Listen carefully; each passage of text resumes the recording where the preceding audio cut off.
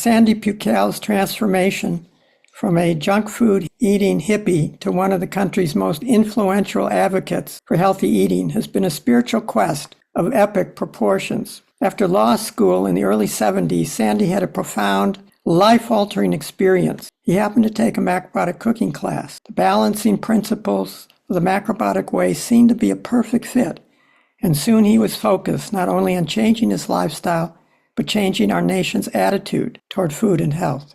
With a loan from his father, Sandy opened a natural food store called Oak Feed in the law office of a friend in Coconut Grove, Florida. Before long, he moved to a larger location, and by the 90s, Oak Feed was doing several $1 million in annual sales and occupied one of the swankiest addresses in South Florida. What's more, as Coconut Grove grew and became a mecca for the everything chic, the Oak Feed store became the place to rub elbows with the elite of film and sport. However, Sandy's good fortune and growing notoriety did not deter him from his larger dream. With resources from his business, Sandy helped establish several macrobiotic foundations in Florida, and he began sponsoring conferences featuring Michio Kushi, Herman Aihara, and other macrobiotic leaders. An interest in Eastern medicine, health, and food, and related teachings grew. Sandy's workshops and conferences expanded to include nationally known teachers and speakers,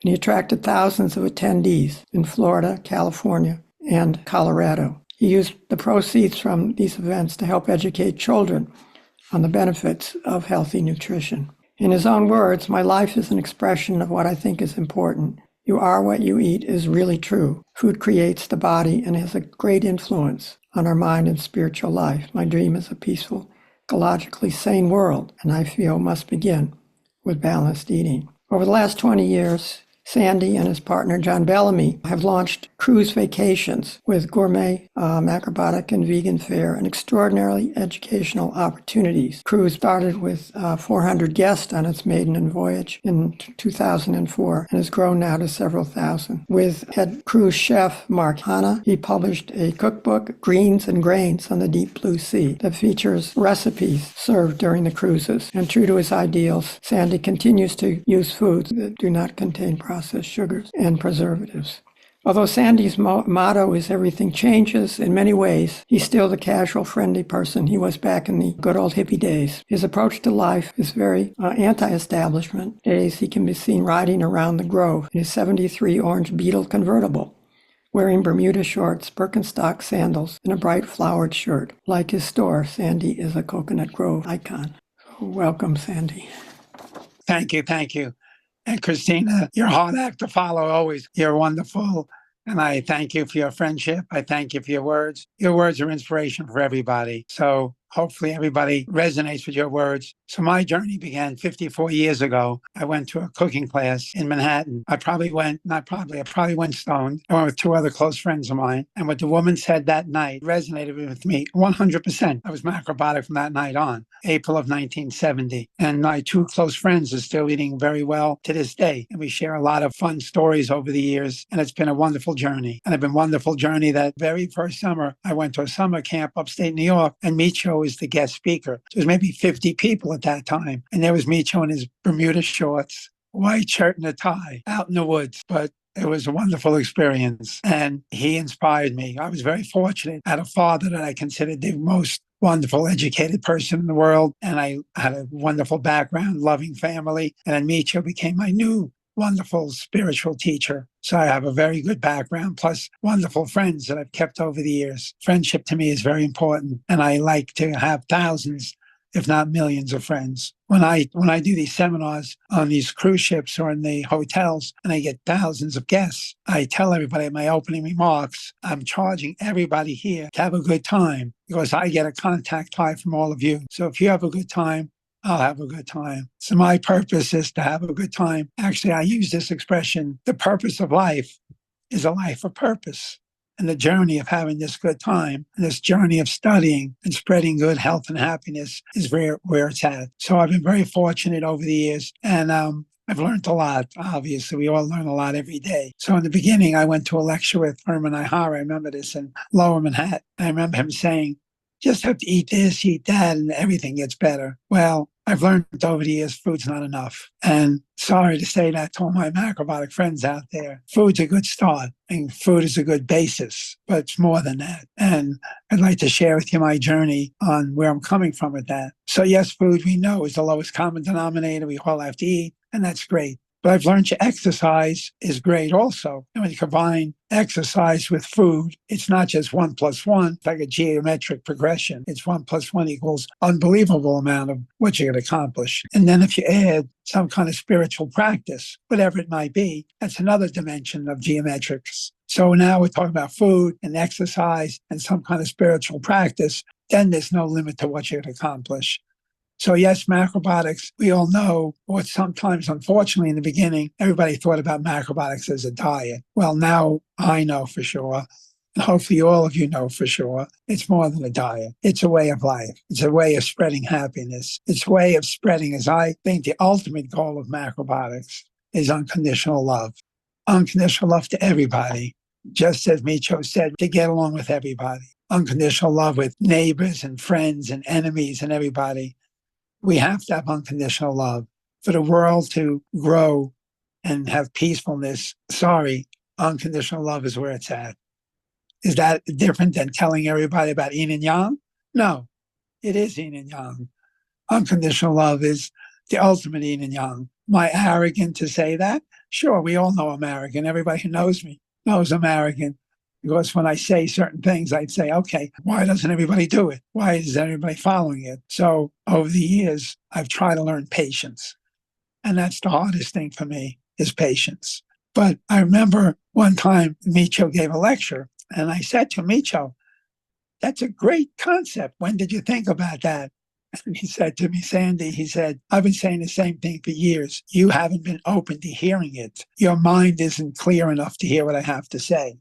And hopefully, as you learn, you'll be able to spread this word because I have a lot of information. And as everybody's mind is open to grasp it, that's where it's at. So my message to everybody is to be open to every message you hear from everybody. We learn from everybody. I learned from my kids. I raised 5 kids this way. And they always tell me, Dad, we're macrobiotic. You're not macrobiotic. We know freedom better than you know freedom. And they're probably right. But I'm old school. So I think, okay, I have my brown rice, my miso soup, the vegetables, the sea vegetables, and everything will be okay. Well, they've learned also freedom is very, very important. And I can't tell you how much freedom is really where it's at. Please, please, please accept freedom. Accept unconditional love, accept living in the now. Look around you. Sometimes we forget. Look outside. Look at the trees. Sometimes we forget, the expression, take time to smell the roses. Take time to look at the trees and say what a wonderment of nature that is. Look at the flowers. Look at the rain. Embrace the rain. Embrace the storms. Isn't that beautiful? That the universe brought us all these things. So with food and our way to look at everything else is really, in my opinion, the spirit of macrobiotics. To live now, the expression, be here now. Embrace what you have in your life.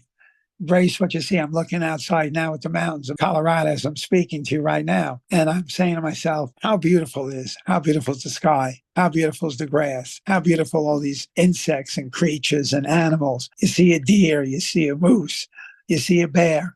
You see a dog, you see a cat. Isn't everything beautiful? Everything should be beautiful in our lives. If it's not beautiful, that's our shortcoming, that we don't see the beauty in everything. We have the responsibility to learn how to accept beauty in everything. And if we don't, then shame on us. We have to go back to learn and go to square one. As Christina said, and every other teacher says, we have to always have a beginner's mind and try to learn all the time, and learn from everybody. And sometimes you hear people say that and you say, wow, I just met this woman recently and she has taught me so many things also about spirituality, how beautiful it is to look at life and stop worrying about material things. Stop worrying about what you want to accomplish. Slow down. Enjoy your life, because as you enjoy your life, then you'll spread it to other people, right? You want to enjoy our lives. And if people say to you, wow, you're always smiling. How come you're always smiling? What's your secret? I can't just say it's brown rice and vegetables, but it is a beginning starting point. I tell people, sometimes I see people and I can't help myself to say to somebody, like I give some advice unsolicited. And friends of mine don't like it. They get embarrassed if I go over to people and give them unsolicited advice. And they could tell me, we don't want to hear what you have to say, but in my heart, I feel I have to do it. It's my responsibility to share what I know, what I've learned over the years. And of course, Michio has been my number one teacher, and I posted him probably 20 years. He would stay at my house. He would live with me, with my family, with my kids. And the kids would question him all the time at the dinner table. And it was always great to hear his answers. But it's great to hear the kids' questions. And Michio would always have wonderful robotic answers that it would be great to get the kids to thinking. My kids right now, they're all in the 40s and they have kids of their own. And yes, Grandpa and Dad, Sandy, I eat the strictest out of everybody. That's my problem. They embrace things a little bit more looser than I do. But that's everybody's choice, right? We all have to make a choice.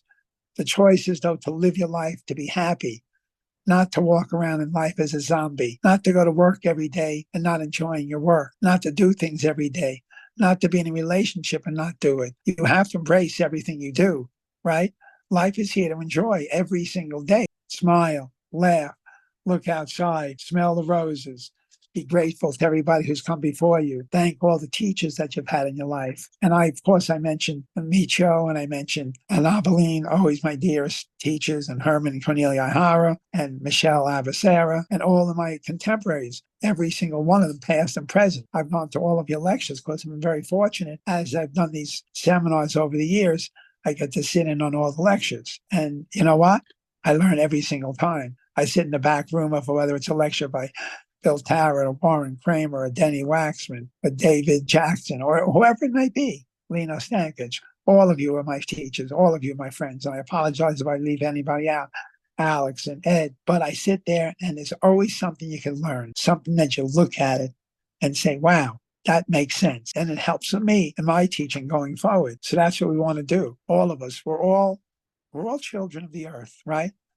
We're all children of the universe. None of us have a special star on our head to saying you're special. That's arrogance. And I know the first one, I could tell you that. So you remember that we're all here on this life together. We're all here on this earth together to learn from each other. And hopefully we do learn from each other and help each other. There's no one way to help each other. Everybody has their own path how they want to help people. I've done it through seminars. I've done it through companies. Earlier, Alex mentioned about John Bellamy and I started doing these cruises. But before that, John Bellamy and I started the American Miso Master. We started the first large miso company in the United States. So we started seitan companies. We started tea companies. We don't know how you're going to affect people, what you're put on this earth for. I know I've been put on this earth to teach macrobiotics. I know my life is to go around helping people, and they help some other people, and that's what you want to do. You want to just put that little thought in somebody's mind and teach everybody. So remember, yes, it starts with diet, but it's only the beginning. After that, the sky's the limit. It's up to you how far you want to go. Yes, we have to take care of ourselves first, but then after that, please keep trying to help other people in your life. But do it as you feel comfortable. Don't do it because somebody wrote it in a book. Don't do it because you're listening to what I have to say now. It has to be your comfort level, whatever you want to do. We all do it in our own way. And that's the greatest gift. We're all individuals. We're all children. We're all learning all the time. And remember, unconditional love always. To everybody you come in contact with, accept everybody. Accept them for who they are. Accept what's going on in the world. Most people that know me know I'm the most optimistic person you'll ever meet. So I always think everything's going to be okay. Even all the craziness going on in the world, I still think it's all going to be okay because the universe will straighten it out. The universe is really smart. We can't outsmart the universe. We can't stop floods. We can't stop certain things. We can help, but we don't have the ability to stop. What we could do is practice what we've learned, practice unconditional love again and again, play it forward, share with each other. And thank you, Alex, for what you have done by keeping this light going, by having these summer programs. You're a special person to do that because there's been a lot of trying times in the world in spreading macrobiotics, and you've kept the torch going. I thank you and Daka for that. I thank everybody, all my contemporaries, and I thank those of you who are going to be my contemporaries. Thank you for being part of my life, and thank you for having me here. And I appreciate this very much, that you took the time to honor me, which I told Alex when he called me up. I said, Alex, I don't need to be honored. Give it to somebody else. I've got enough honors in my life, a lot of recognition. Give it to somebody else to encourage it. And he didn't take me seriously. So here I am. Thank you, Alex. Thank you all for being here, and thank you for listening to me. Thank you, Sandy. That was wonderful.